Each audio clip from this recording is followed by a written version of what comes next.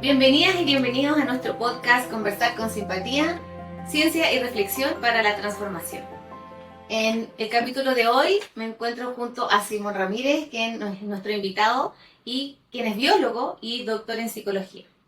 Y en particular porque él nos ha acompañado al equipo de consultores de simpatía en la formación, que tiene mucha experiencia en todo lo que es la biología del conocer. Bienvenido, Simón. Muchas gracias por la invitación. De nada. También, mi nombre es Angélica Sweet y voy a compartir hoy día también algunas reflexiones sobre el tema. ¿Cuál es el tema del día de hoy? Vamos a conversar sobre los conflictos humanos. Este gran tema que a nosotros siempre lo hemos abordado de distintas perspectivas, pero cuando hablamos de la biología del conocer, creo que es algo que nos fue calando, que nos sigue todavía generando aprendizaje, nos sigue generando inquietudes, porque pareciera que es algo que tenemos que, los seres humanos, desde mi punto de vista, aprender mucho más a entender qué es lo que es un conflicto, cómo podemos resolverlo, por qué surgen los conflictos, y cómo también aprender a vivir de otra manera cuando tenemos ciertas comprensiones de cómo nos pasan las cosas. Entonces, en ese sentido, voy a partir preguntándote, Simón, ¿qué es lo que tú crees de los conflictos? ¿Qué es lo que es para ti un conflicto? Desde esta mirada. Enmarcado dentro de los seres vivos como un ser autopoyético, autónomo, etc. Y entendiendo que lo que guía lo que hacen, digamos, tiene que ver con su sensibilidad, su sentir, algo que les pasa a ellos. Particularmente a los seres humanos, uno puede distinguir que existe un conflicto cuando hay un interés común, uno habita un espacio común, cuando dentro de ese espacio común tú tienes deseos que son contradictorios. Eso es, quieres llevar a cabo uno dentro de estas visiones, deseos que son contradictorios. Pero siempre en un espacio común, porque si no hubiese un espacio común o un interés común sobre algo, no existe el conflicto, tú te vas y haces tus cosas por ti mismo. Entonces, cuando hay una contradicción en los deseos, en un espacio que se comparte, va a surgir sí o sí un conflicto. Tú quieres avanzar sobre tu deseo en el medio del otro, y ahí va a surgir un conflicto. Por ejemplo, estaba pensando un día en las clases del diplomado, un profesor decía, por ejemplo, un gatito puede estar en un conflicto, y me dio mucha ternura, porque un gatito puede estar en un conflicto para entender un poco qué es lo que es la contradicción emocional. Y decía, bueno, porque, por ejemplo, puede tener hambre y miedo a la vez. Entonces está en una contraposición emocional, porque por un lado ve algo que se lo puede, por ejemplo, robar de la mesa, pero sabe que le pueden pegar con el diario o espantarlo. Entonces está en una contradicción emocional. ¿Sí? Y me pareció lindo porque a veces cuando nosotros hablamos de las contradicciones emocionales de los seres humanos, ¿qué ejemplo puedes compartirnos para poder ir entendiendo qué es lo que es una contradicción emocional? Por ejemplo, cuando tú tienes la decisión de escoger el colegio de los hijos, ¿entendés? Y tú sientes que lo que tú estás diciendo, el colegio que tú vas a escoger es el mejor, pero tu compañero o compañera piensa que no es así. ¿Entiendes? Pero tú no quieres dañar a tu compañero, ni quieres pasarle a llevar. Pero sientes que lo que tu decisión es la mejor para tu hijo. Entonces, ¿cómo se destraba esa contradicción entre no querer hacer daño a tu pareja y llevar a cabo el bienestar o la formación de tu hijo? ¿Qué decisión tomas? ¿Qué contradicción surge ahí? ¿Qué camino sigue? Entonces tiene que ver con una contradicción que te pasa a ti frente a una decisión que ves sobre otras cosas. Claro. Ahí yo podría decir que yo me encuentro en un conflicto, me encuentro conflictuada. El conflicto no tiene que ver con las cosas que pasan, tiene que ver con qué te pasa a ti, con las circunstancias que van surgiendo, cuando surgen deseos que son contradictorios en tu experiencia, en tu sensorialidad, como no hacer daño y la formación. Claro. Y después también lo podemos llevar cuando empezamos a conversar, cuando ya empezamos a hacer cosas juntos y empezamos a ponernos de acuerdo, por ejemplo, en la crianza, o en el vivir, o en el trabajo. Ahí empiezan a surgir otro tipo de conflictos que ya están como así como le pasaba al gatito, que era el conflicto lo tenía esta persona. ¿Cómo es la dinámica entre las personas cuando ya hay más actores? ¿Ya? Eso con alguna, porque el gatito tiene una experiencia, ¿cierto? Pero claro, más evidente que se mueve en su sensibilidad contradictoria porque no sabe qué escoger, digamos. No es claro su sensibilidad porque le pasan muchas cosas. Pero en el caso de los seres humanos es distinto porque tú te encuentras en posiciones distintas junto con un otro en un espacio que es común. Tú decís el colegio A y la otra persona el B. ¿Cuál es que resulta? La A al B. ¿Comprende? Se puede pasar de dos formas.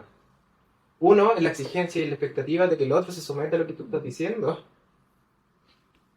Y a ti no te gusta eso, como la otra contraparte. O lo puedes hacer resolviendo esa dificultad emocional, aceptando lo que te dice el otro. Pero si tú no aceptas lo que te dice el otro, vas a encontrar un choque, digamos, en la relación. Entonces el conflicto siempre va a surgir en ámbito humano cuando hay dos posiciones que son distintas, digamos. ¿Comprende? Pero ahí tienes que llevar una posición la tiene que ocurrir. Y a ti no te gusta una de esas dos. Porque si tú te sientes que te sometes, algo va a ocurrir, como algo indeseable. Sí, estaba pensando, por ejemplo, en el trabajo generalmente pasa que cuando existen distintas áreas, o sea, distintas áreas, no sé, suponte mantención y operaciones, o comercial y producción, ¿ya? O recursos humanos y ejecución. Generalmente como cada cual tiene un mundo distinto, tiene deseos distintos de hacer muy bien su trabajo, responder a sus objetivos, generalmente la gente, yo veo que se escucha poco porque quiere como defender su deseo, lo que a mí me mueve, por lo que me pagan. Entonces ahí los conflictos empiezan a surgir porque movilizados por nuestro deseo y además también porque veo que, no, que las personas nos escuchamos poco para entender el mundo del otro, el deseo del otro, de manera tal que converjan en algo que podamos hacer, construir juntos para que también tanto tu deseo como el mío se vean beneficiados. Como que siento que ahí cada cual está definiendo como su lado, su decisión. Claro, el mundo de las empresas es más complejo porque, digamos, el espacio social se disminuye un poco, para no decir que no existe, digamos. Porque lo que importa es la instrumentalización de los quehaceres en torno a un proyecto que es más o menos común. ¿Entiendes? Entonces, a mí no me importa en estricto rigor la finalidad de una organización, no, no es la escucha del otro como un ser social, sino qué es lo que hace el otro en torno contribuye a ese proyecto común que es la empresa. Es un poco distinto. Entonces, en una empresa uno tiene que entender que lo que importa son los quehaceres que hacemos en conjunto. Por lo tanto, el aspecto social se disminuye un poco, porque lo que me importa es que ese objetivo, por lo cual nosotros tenemos un acuerdo implícito o explícito, se llegue a cabo. Sí, y pero estaba pensando también en que, si bien, claro, se disminuye un poco esta convivencia social, pero a la vez también al ser humano le gusta la convivencia social, Somos bichos sociales, muy aun cuando prosociales. estemos en el trabajo. Claro, por eso cuando hay falta de respeto, desarmonía, no colaboración, no escucha, no nos gusta, nos enfermamos, tenemos quejas sobre los demás, empezamos a ser bandos, etc. Entonces la prosocialidad siempre se nos va a escapar porque somos bichos muy prosociales, digamos, muy sociales. Entonces, obviamente a corto plazo, el tener una agenda individual y juntar a los de tu banda frente a otro, va a funcionar, pero a corto plazo. Pero va a generar un conflicto dentro de la organización mayor. ¿Comprende? Porque si tenemos deseos contradictorios, ya sea de una persona sobre otra o de un bando sobre otro, eso sí o sí va a dejar una desarmonía relacional. Y se va a notar en el sistema un poquito más allá, a mediano o largo plazo. De hecho, se nota harto en aspecto porque cuando empiezan a surgir los conflictos, los sistemas, ya no sé, sistemas de, no sé, equipo de trabajo, familia, amigos, lo que sea, empiezan a generar conductas que develan que hay un conflicto mayor, una base de no respeto, una base de no cuidado, de no escucharse, y de no saber salir de ahí. Sí, eso pasa. Y en función de eso, de no saber salir de ahí, ¿qué crees tú que nos falta a los seres humanos como aprender para poder salir de esta trampa de a veces estar muy apegados a nuestra forma de ver las cosas? Va a depender, pero si tú quieres contribuir a una cultura en donde existan los conflictos son inherentes a la especie humana, ¿ya? Eso sí. Bueno, pero una cosa es mantener el conflicto porque tú tienes una justificación de discriminar al otro, o te encuentras en un conflicto y lo quieres solucionar. Entonces lo primero es tú quieres solucionar el conflicto, querer armonizar e incluir al otro en el mundo tuyo. Por lo tanto, el respeto y la escucha es fundamental. Entonces, esa reflexión, si yo tengo respeto sobre lo que estoy escuchando, las circunstancias, si acepto el otro como legítimo otro, no es una reflexión en el vacío, ¿comprende? Pero si yo no respeto al otro, yo no sé escuchar al otro, yo no tengo cómo ejercer un camino y como consecuencia yo puedo incorporar algo de la dimensión del otro, aunque la dimensión del otro sea muy distinta a la que yo quiero, o el mundo en el que yo vivo, ¿comprende? Por lo tanto, la pregunta, como decía el doctor Maturana, es siempre, ¿yo quiero vivir o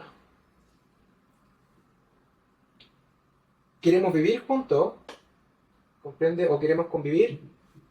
Eso te abre el espacio. Por ejemplo, con un amigo no se hace esa pregunta explícita. Mientras surja la emoción de la amistad, uno la tiene implícita. Yo quiero convivir con el otro. Entonces, si es amigo, puede ser de derecha, de izquierda, etc. Y yo quiero convivir con el otro. ¿Comprende? Pero la empresa, eso parece una falta, parece una desprotección, parece que soy...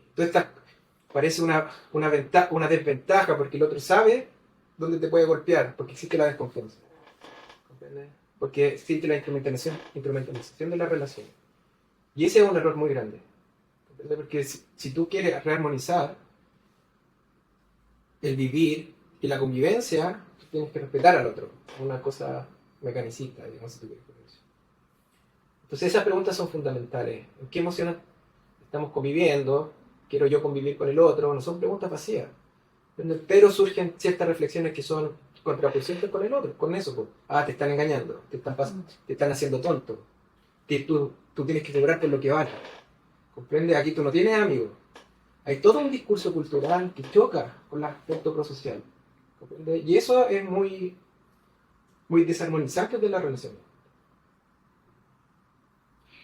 Estaba pensando también en esto de cuándo surgen también los conflictos, cómo pasa esto de que yo esté tan apegada a mi idea, a mi creencia, que no puedo desapegarme de eso.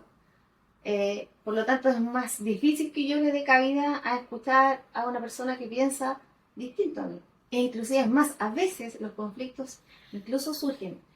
He visto personas que están conversando lo mismo, pero se escuchan distintos y igual les surge un conflicto.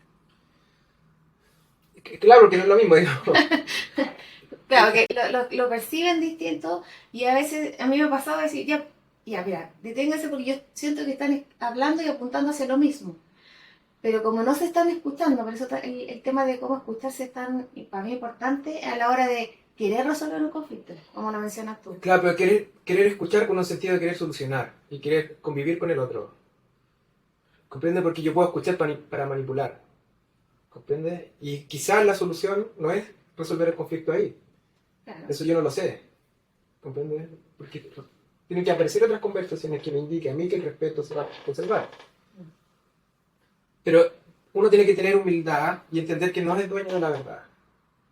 Entender que la arrogancia, la agresión no son suficientes, digamos, para guiar los procesos relacionales. Tiene que tener paciencia para querer encontrarse con el otro. Tiene que tener paciencia y cariño y respeto por el modo de vivir del otro. ¿Comprende? Y esas cosas nosotros no las tenemos, porque tenemos la psiquis de la producción. Entonces tenemos la psiquis del control, de la desconfianza. Cualquier cosa que se desvíe de esa psiquis es algo que es poco apreciado en la cultura. ¿Cómo decirlo? De lo transaccional, de lo inmediato.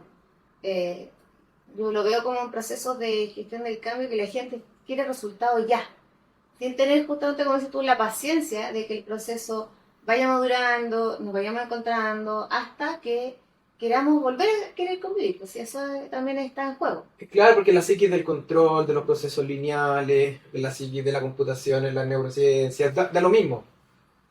Lo que quieres es asegurar un resultado. Comprende que en el espacio humano es otra cosa lo que pasa. La gente le tiene miedo a la espontaneidad, ¿comprende? Le tiene miedo a la autonomía, le tiene miedo a las emociones, pero nosotros estamos constituidos desde ahí. Te iba a preguntar otra cosa, porque el día estábamos en el almuerzo y estábamos hablando justamente que el tema de estar en cierto espacio emocional donde yo me puedo conflictuar con algún evento que vea, o puedo estar en conflicto contigo porque pensamos diferente, no nos estamos escuchando y no nos estamos respetando, y de ahí surgen ciertos espacios emocionales. Entonces, hemos visto también que cuando nosotros queremos resolver conflictos, es importante también mirar desde qué emoción estamos. Y ahí, ¿qué dirías tú? Que es como, ¿qué sería apropiado o para poder abrirnos a estas conversaciones desde nuestro espacio emocional? Eh, Tener una reflexión, y una, digamos, una mirada constante, claro, cómo yo estoy escuchando, qué emoción estoy escuchando. Pero eso es complejo porque la emoción en la que escucha lo va a hacer desde la emoción en la que escucha. Entonces, si uno siente que está escuchando desde la arrogancia, va a estar desde la arrogancia abriendo la escucha.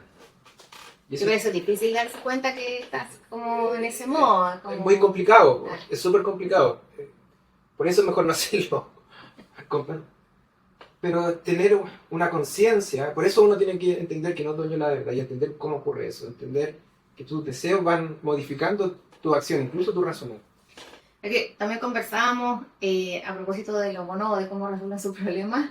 Yo, a mí me pasa, y todavía me pasa, pero menos, que cuando entraba en alguna situación de conflicto me enojo, me enojaba, así como la primera emoción que aparece es el enojo. Entonces yo empecé a mirar ese enojo, así como cada vez que me pasa, a decir si efectivamente era, ese enojo era, tenía una dimensión como importante, crítica, y a veces no lo podía ver. ¿Ya? Sin embargo, hoy día lo que me doy cuenta es que cuando me pasa eso, yo lo que intento hacer es mirarme para poder distraerme respecto a la emoción que me está pasando. Y distracción es como hacer otra cosa para poder salir de ese espacio.